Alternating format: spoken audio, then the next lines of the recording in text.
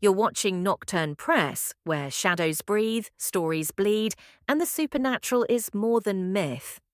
This is an original work by R.W. Buxton, author of Capital Thirst and other dark fantasy fiction, available now on Kindle Unlimited. New chapters arrive weekly. Let the night begin. Episode 4, The Shape of a Life, from Capital Thirst by R.W. Buxton. Gerry sat motionless in his office, the grey morning light slanting in through the blinds. A half-used stress ball, blue, dented, rested in his palm. He wasn't squeezing it anymore, not really, just holding it like a habit he'd forgotten to let go of. Outside the frosted glass, the world moved. Phones rang, feet passed, cases unfolded. But in here, it was quiet. He should have been working. He had reports to sign, emails to respond to, a review board looming.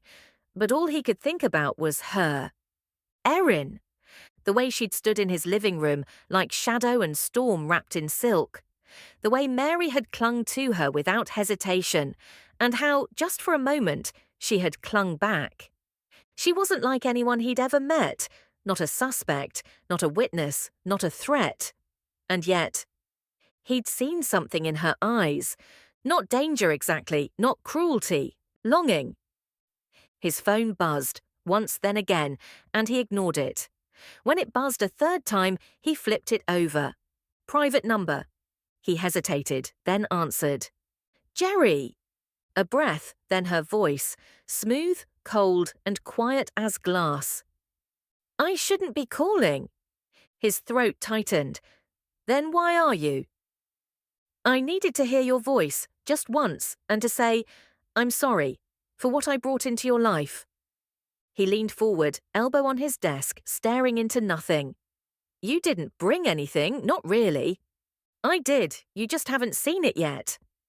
The line went silent for a heartbeat. Then she whispered, I don't know what you see in me, but thank you for not running. I don't run from ghosts. A breath from her, shaky, barely audible. Then the line went dead.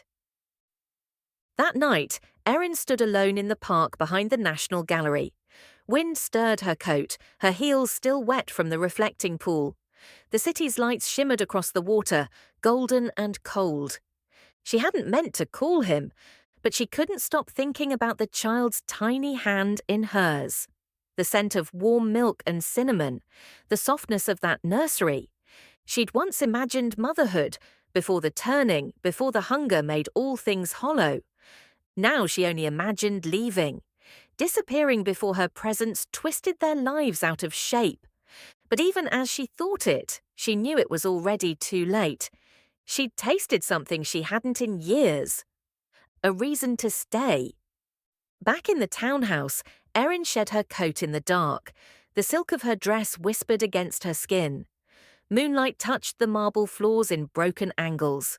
She didn't light a candle. She didn't need to. Every inch of this place knew her, the weight of solitude, the hush after violence, the ache of memory. But tonight it felt different. Tonight it felt haunted. She wasn't alone. A figure stepped from the shadows near the grand staircase, pale, precise, and smiling. Garvila. You look tired, he said, his voice like velvet drawn across a blade. I didn't invite you. No, but you did call him. That's a kind of invitation, isn't it? She crossed the room slowly, a storm just beneath the surface. You don't get to decide what I feel. Oh, but I do, he said, stepping closer. I made you.